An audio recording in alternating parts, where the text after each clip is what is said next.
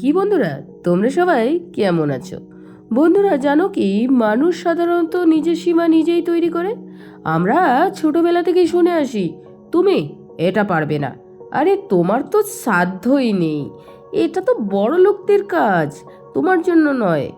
এই কথাগুলো আমাদের মনকে সীমাবদ্ধ করে দেয়। কিন্তু প্রশ্ন হলো, এই সীমা কে তৈরি করেছে? সমাজ, পরিবার, নাকি আমরা নিজেরাই? বন্ধুরা, আমাদের শারীরিক শক্তি, মানসিক শক্তি এবং সময়, এই তিনটি জিনিসের মধ্যে সবচেয়ে বড় হলো মন। মনের সীমা ভাঙলেই বাকি দুটো তো আপনা আপনি প্রসারিত হয়। উদাহরণস্বরূপ, আমরা স্টেফনিন এর নাম তো শুনেছি, এবং তাদের একবার কথা ভাবুন তো, তার শরীর কিন্তু ছিল সম্পূর্ণভাবে পক্ষাঘাতগ্রস্ত, মানে কিন্তু তার মস্তিষ্ক এবং মন তাকে কিন্তু থামায়নি। তার বিজ্ঞান চর্চা বিশ্বজয় করেছে। একজন হিউমার যিনি পা হারিয়েছেন দুর্ঘটনায়, তিনি বিশ্বসেরা দৌড়বিদদের টক্কর দিয়েছেন, কারণ পরিশ্রম শারীরিক সীমা বোঝে না, সেটা বোঝে ইচ্ছা, সংকল্প আর বারবার পড়ে গিয়েও উঠে দাঁড়ানোর মানসিকতা। তোমার শরীর যখন বলে আর পারছি না, তখন তোমার আত্মা বলবে এখন তো অনেক বাকি। তুমি কি শরীরের কথা শুনবে নাকি আত্মার? বন্ধুরা, কমফর্ট জোন মানেই তো নিরাপদ জায়গা, কোনো কষ্ট নেই, কোনো চ্যালেঞ্জ নেই, ঝুঁকি নেই। কিন্তু তুমি কি জানো, উন্নতির সবচেয়ে বড় শত্রু এই কমফর্ট জোন। এখানে তুমি দিন কাটাতে পারো, কিন্তু জীবন অর্থ খুঁজে পাবে না। যেই মানুষ নিজের অবস্থান খুশি থাকে, সে জীবনের খুব একটা পরিবর্তন আনতে পারে না, কারণ তারা কিন্তু ভেতরে চাপ নেই, প্রতিদ্বন্দ্বিতাও নেই। জ্যাক মা 200 বার রিজেকশনও খেয়ে হয়েছেন চাকরির জন্য। কেএফসি কেএফসিতেও তাকে নেয়নি, কিন্তু তিনি থামেনি, নিজের পথ নিজেই তৈরি করেছেন। আজ তিনি বিশ্বের অন্যতম ধনী ব্যক্তি। বন্ধুরা, আজকের এই ভাষণ যে শুরু করছি একটা প্রশ্ন দিয়ে, তুমি কি সত্যি নিজের সর্বোচ্চটা দিয়ে চেষ্টা করেছো, নাকি যেখানে শরীর বা মনের একটু ক্লান্তি আসে সেখানেই তুমি থেমে যাচ্ছ?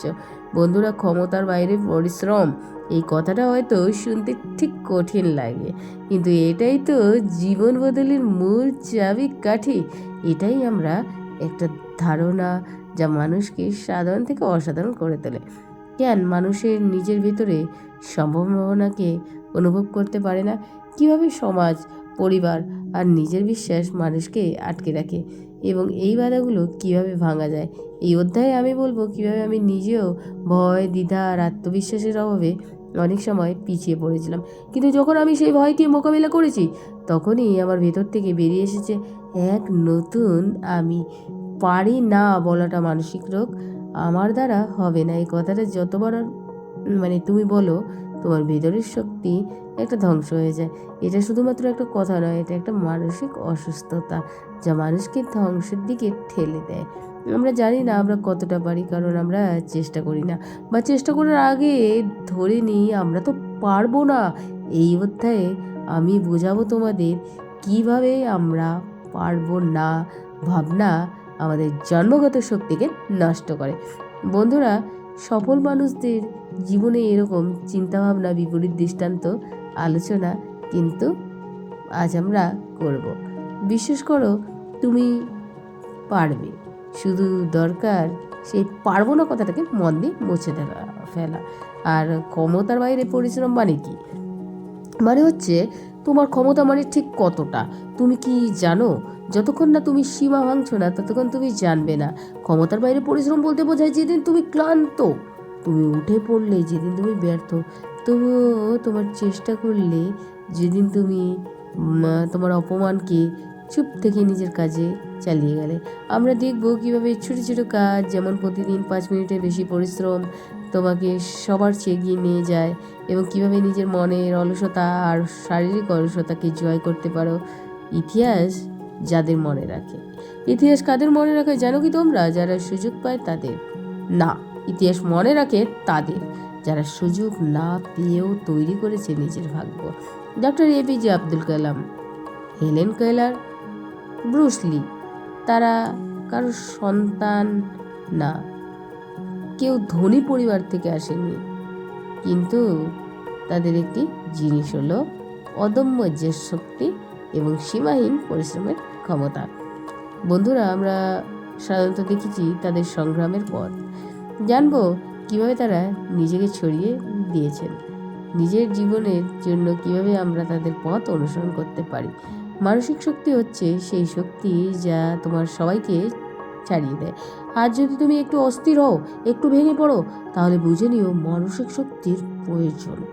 আমরা শিখব কিভাবে প্রতিদিন মানসিক শক্তি হওয়া যায়। আমি কিছু কৌশল বলছি, এখানে 3টি কৌশলের কথা উল্লেখ করা হয়েছে। 1 নম্বর, নিজেকে বিজয়ী হিসেবে কল্পনা করো। 2 নম্বর, নিজেকে প্রতিদিন বলো আমি তো পারবো। 3 নম্বর, হার মেনে আবার দাঁড়িও না।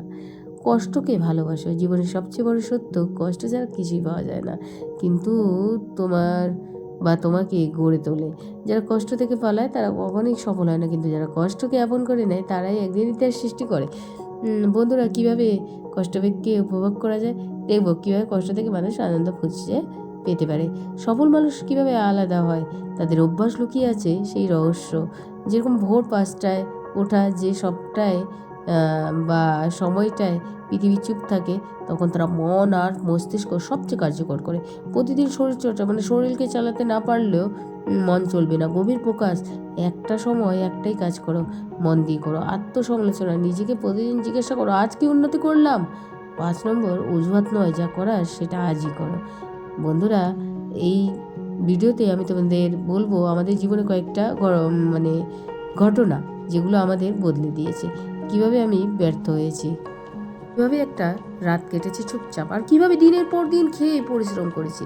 আজ যা কিছু আমি অর্জন করেছি তা শুধুমাত্র দক্ষতার বাইরে পরিশ্রমের ফল। তোমার জীবনেও এমন সময় আসবে, তুমি হয়তো একা থাকবে, দুঃখ পাবে, কিন্তু যদি তুমি এই সময়টাকে শক্তি বানাতে পারো, তুমি কিন্তু বন্ধু জিতে যাবে। তাহলে বন্ধু, 30 দিনের জন্য একটা চ্যালেঞ্জ নাও। প্রতিদিন 2 ঘন্টা নিজের স্বপ্নের জন্য কাজ করো। লক্ষ্য লিখে ফেলো, কী চাও, কেন চাও, কীভাবে করবে। আর কারো কাছে দায়বদ্ধতা থাকো। একজন বন্ধুকে বলো যেন তোমাকে প্রতিদিন জিজ্ঞাসা করে আজ কি করলি রে। বন্ধুরা, শেষ কথা হলো, এই জীবনে যে সফল হয় সে কোনো ম্যাজিক করে না, সে কষ্ট করে, পরিশ্রম করে, বারবার পড়ে গিয়েও আবার উঠে দাঁড়ায়। আজ তুমি যেখানে আছো হয়তো সেটা তোমার স্বপ্ন নয়, কিন্তু যেখানে যেতে চাও তার হয়তো রাস্তাটা একটাই, ক্ষমতার বাইরে পরিশ্রম। এখন তুমি তোমার ক্ষমতার বাইরে যতবার পরিশ্রম করবে, ঠিক ততবারই তুমি নতুন করে জন্ম নেবে। তো বন্ধুরা, আজকে আমার ভিডিওটি তোমাদের কেমন লাগলো একটি লাইক অবশ্যই করে দেবে, আর নোটিফিকেশন বেলটিকে অবশ্যই অন করবে, যাতে আমি পরের দিন যখনই কোনো ভিডিও নিয়ে আসবো সেই নোটিফিকেশন যে বেলটি অন করবে, তাতে তোমরা জানতে পারবে আমি কখন ভিডিও নিয়ে আসছি। আর বন্ধুরা, কে কোথা থেকে বলছো কমেন্টসে অবশ্যই কমেন্টস করবে। আর আজকের ভিডিও থেকে তুমি কী শিখতে পেলে সেটাও কমেন্টসে আমাকে জানাবে। পরের দিন কী ধরনের ভিডিও চাও সেটাও আমাকে লিখে জানাবে। আমি চেষ্টা করব পরের দিন সেম ভিডিও বানানোর। আর সবাইকে বলতে চাচ্ছি যে একটু ধৈর্য ধরো, ধৈর্য ধরলে সবাই এগিয়ে যাবে। পরিশ্রমের ফল কখনোই বৃথা হয় না। আমরা এই গল্পটির মাধ্যমে বা এই কবিতাটির মাধ্যমে এটা আমরা আজকে জানতে পেরেছি। ধন্যবাদ। Thanks for watching.